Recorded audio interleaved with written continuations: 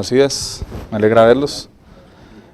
La parte buena es que ya no estoy del lado del gobierno, entonces eso me permite hablar más de la mentira. Yo creo que han hecho muy bien las cosas en el país. Ahora estoy dedicado como a temas internacionales, soy consultor del Banco Mundial y de la CEPAL y de Naciones Unidas en estos temas. Algunos gobiernos como Argentina, Chile, Paraguay, Bolivia trabajo, y pues de vez en cuando estoy en el país, y pues me alegra mucho cuando la invitación, digamos, de la universidad, con que tengo, digamos, una cercanía por temas que hemos hecho en el pasado. Pues básicamente me invitaron un poco a contarles un poco el contexto internacional en que está, en que, digamos, algunos organismos multilaterales cómo ven el tema, y yo me voy a concentrar mucho más en algo que escuchaba al final del comentario del doctor Marco, y es un poco en el tema de sede electrónica, que a juicio de algunos organismos tiene mucho más enfoque estratégico. Escuché algunas preguntas al final en torno a algo que yo comparto, y es un poco, si está la norma y ya está la tecnología, ¿qué es lo que hace falta? Y creo que eso es un poco lo que va a orientar la presentación que vamos a hacer de ahora en adelante. Muy bien. Básicamente, pues este es el módulo, el gobierno electrónico y la gestión documental, lo que voy a compartir con ustedes. La agenda de trabajo está organizada en 4 temas. Un poco quiero compartir algunos conceptos globales, tendencias y mejores prácticas internacionales. Obviamente por tiempo de la presentación escogí unos 4 casos y algunas referencias que nos pueden orientar un poco en lo que está pasando en otras partes del mundo.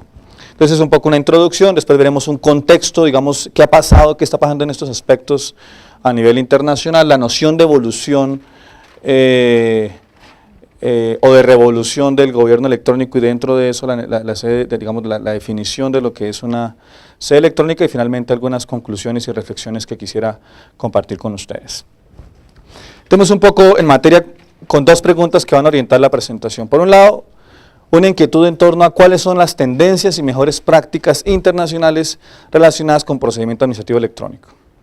Y la otra pregunta que orienta la presentación se refiere a, desde la práctica internacional, cuáles son los mínimos reglamentarios, digamos, qué ha pasado entre estos temas de firmas digitales, firma electrónica, que no es lo mismo, como algunos creen, o firmas digitalizadas, el tema del procedimiento administrativo electrónico, pero sobre todo con un punto que es fundamental, y es para que eso haya sido realidad. ¿Qué se ha hecho en otros países para que se logre, digamos, volver esto una realidad de una manera, por supuesto, eficaz, ¿no? Y con la complejidad que esto implica para varias administraciones públicas de diferentes órdenes y niveles. Entremos en materia un poco. Entonces, lo primero es el planteamiento fuerte de la tendencia en el mundo, casi que del agotamiento conceptual de la noción de gobierno electrónico. No quiere decir que el modelo se acabó. Lo que se dice es que la definición básica de que el uso de tecnología para gobernar se define como gobierno electrónico es una tendencia conceptual que se ha agotado. Y se ha agotado básicamente porque la tendencia ha estado en la perspectiva muy desde la lógica de la innovación.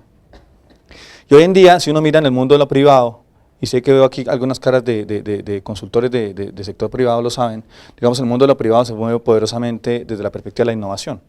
Quien está marcando la tendencia en el mercado, en el mundo de tecnología, es porque ha dado un giro fundamental en la innovación. Entonces alguien decía hace un poco, ayer lanzaron iPhone 5 y eso vuelve otra vez a revolucionar el mercado. Pues el gobierno tiene que hacer lo mismo. La pregunta es qué tan innovador es el gobierno y cuáles son las condiciones para que haya innovación.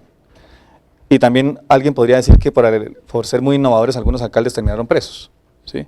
Porque a alguien se le ocurrió innovar, delegar el recaudo de impuestos en un tercero, y eso le implicó un problema de detrimento patrimonial porque no puede delegar una responsabilidad constitucional. Ese tipo de cosas, digamos, dan una connotación diferente en la noción de innovación en el gobierno. Pero lo que sí es un hecho es que en el entendimiento de que el gobierno electrónico ha cambiado su enfoque en el mundo, sobre todo en países, digamos, que llevan la vanguardia en estos temas, tiene que ver con la perspectiva de un gobierno innovador. No es muy innovador porque escucha al ciudadano, eso creo que también es otra tarea que de hecho el gobierno siempre tendrá que escuchar al ciudadano, es su tarea, no es el favor, él lo tiene que hacer. Y de hecho un gobierno que construya con el ciudadano tampoco es muy innovador. Ahora hablan mucho de construcción colectiva y todos estos temas que pues son fundamentales, pero en el fondo siempre ha estado. Lo que pasa es que cada vez es más evidente, ¿no? Ahora un ministro tiene absolutamente temor de lo que escribe en Twitter o en Facebook, porque es que una cosa de esas pues marca la diferencia. El mundo ha cambiado, pero eso no solo el mundo del gobierno, el mundo de lo privado también. Obviamente hay casos sonados en la región, como la viceministra esta que le piden la renuncia en Costa Rica porque publicó un video, no muy erótico, pero digamos provocativo de lo que fue su relación, y eso implicó eso. Hace unos años era imposible, digamos, alguien que tenía que tomar la foto y tener la grabación. Pero eso no solo está pasando en el gobierno, eso pasa en el sector privado, pasa en las relaciones cotidianas. Todo papá quiere saber cómo su hijo, con quién se relaciona por Facebook y por Twitter, digamos, eso es parte de lo que está pasando en el mundo. Entonces, yo prefiero no irme por esa rama, sino irme por el rama de la política pública. Y de la política pública entendida como un conjunto de sucesivas respuestas intencionales. Ojo con eso, intencionales. Esto debe ser liderado por el gobierno. O sea, la propuesta de una sede electrónica, la propuesta de un cambio en la manera de gerenciar lo público es intencional. No es adrede o no es fruto de que la tecnología me presione demasiado como gobierno, no, es que debe ser algo intencional desde el gobierno. ¿Pero por qué? Sobre todo porque debe dar solución a situaciones consideradas como socialmente relevantes. Y por supuesto que como socialmente relevante se debe entender la perspectiva del acceso a la información, del servicio público, del acceso a los servicios públicos, de la integración. Desde esa perspectiva, en últimas, el gobierno en salud lo que ofrece no es salud, es el servicio de salud que es diferente. Y la manera como ofrece el servicio de salud en medio de la red que tenga con EPS, ARS, IPS y todo lo que se les ocurra, en últimas es un servicio. Y lo que debería pasar y lo que tiene que pasar al respecto es que en últimas para el ciudadano de a pie, que es el realmente beneficiario, pues eso es transparente.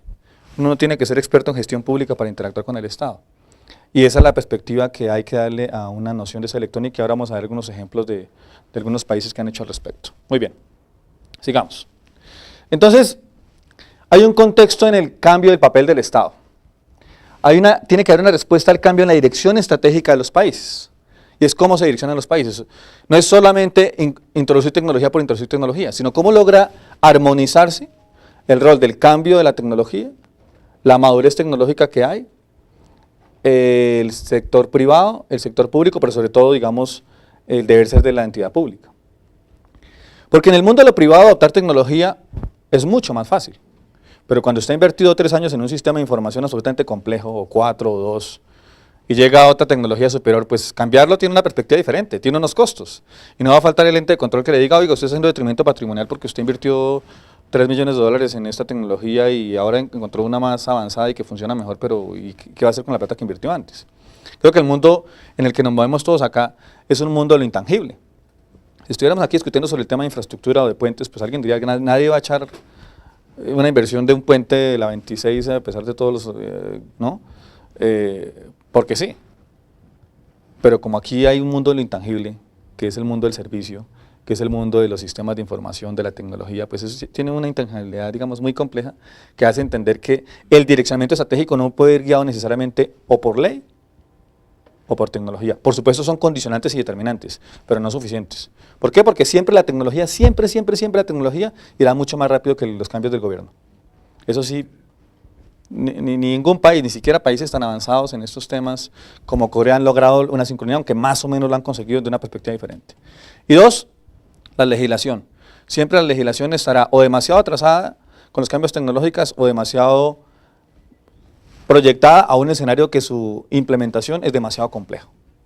Entonces la pregunta es, ¿cómo encontrar una sinergia interesante? Digamos, ¿cómo encontrar una verdadera sincronía entre lo que es el enfoque tecnológico, la mirada de un Estado innovador y sobre todo lo que más nos debe interesar es el buen servicio? Y eso, digamos, se sustenta con el segundo planteamiento y es el reconocimiento de que esas disociaciones que originan las transformaciones tecnológicas deben llevar a que el Estado se modernice. Y un Estado moderno tiene que ser muy eficiente en la manera como toma decisiones, cómo aplica las normas, cómo las interpreta, pero también cómo las cogobierna. No tiene sentido que una entidad vaya por un lado y la otra entidad vaya por otro lado y no haya coherencia. Creo que esa sana competencia, por ejemplo, entre departamentos, nación y distrito, un ministerio y otro no lleva a nada en últimas.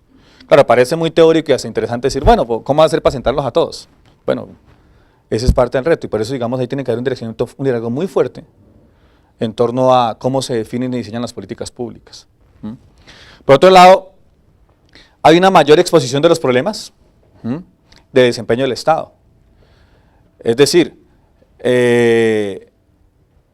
una información filtrada por redes sociales, si tienen cierto gravedad o por medios de comunicación, hoy en día pueden costarle la cabeza a un alto funcionario mucho más fácil que antes, digamos. Ahora, también tendrá derecho a defenderse, desafortunadamente, pues a veces se juzga mucho antes de lo que hay, pero tiene una relación muy fuerte con la posibilidad del acceso a la información, que además que entre otras cosas la noción del estado de monopolio, pues eso ya no existe, digamos, nadie la reconoce, aunque algunos siguen trabajando en ese estado de monopolio que dominaba el servicio y pues se daba el lujo de mal servir porque simplemente nadie más puede ir a escogerse seguridad o derecho a la salud, a la educación que no sea en el Estado. Pero sí es el entendimiento de que el ciudadano hoy en día exige respuestas distintas del Estado. Algunos de ustedes sé que llevan algunos años en el Estado, 5, 10, otros duramos 10, 12 años, y otros 20, otros están recién llegados, pero en particular el ciudadano de hoy, o nosotros vistos como ciudadanos, exigimos unas respuestas diferentes del Estado. Si no me creen, hagamos un símil que me gusta a mí siempre comparar es con el mundo de la banca. Yo estoy seguro que nosotros todos acá exigimos hoy una respuesta diferente de nuestro banco, ¿o no? O hacemos la misma exigencia de hace 10 años. O sea, alguien diría al banco todavía, decirle, no, es que vengo a traer un cheque para girarle, para que me endose, para que la cosa no, ya esas cosas no. Uno espera eficiencia, bueno, como hace esa propaganda de vivienda ahora, casi que todo el mundo espera todo al gratín, digamos, ¿no? Pero más que eso, espera un mejor servicio, espera rapidez, interactividad, un banco 24/7, poder hacer la transacción el domingo o el festivo, no importa. Lo mismo espera el Estado. La pregunta es, ¿quién va a estar del lado del gobierno? Si dice, bueno, listo, pues muy bueno hablar de una sede 24/7, pero ¿quién está al otro lado? ¿Quién tiene la habilidad para responder al respecto en ese sentido? Entonces me lleva al otro punto y es que de lo que se trata ahora no es de tecnología, es de buen servicio. O sea, ahí está el enfoque. ¿Y cómo garantizar un buen servicio en lo público, dando respuesta intencional a una noción que es fundamental y es que la ubicuidad es una realidad en lo privado, lo debe ser en lo público. O sea, la noción de anytime, anywhere, que promovieron, digamos, los coreanos hace unos años, no solo cada vez cobra más vigencia, sino que es una realidad. Venía para acá en un taxi, ¿no? Afanado para no llegar tarde, y el taxista, yo presionándolo porque no llegara tarde, y casi cogemos a un muchacho que iba, me imagino, trabajando, leyendo sus mails por la calle, y yo me puse a pensar que yo muchas veces lo hago, ¿no? No sé si a ustedes les pasa, que uno sale aquí y termina viendo el chat, y termina como viviendo en ese mundo virtual, porque siente que ahí están sus negocios, sus familias, sus hijos, bueno, lo que sea, ¿no? Pero esa noción de llévese al gobierno en su bolsillo, al banco en su bolsillo, es una realidad en el mundo, ¿sí? Y cada vez lo va a ser. Entonces yo no me caso con la discusión de que si los PC se van a acabar, o que si las tabletas son la generación del mundo, o si BlackBerry cometió un error terrible y ya va a desaparecer, o el iPhone es la maravilla, pero lo que es un hecho es que la noción de movilidad sí es muy fuerte.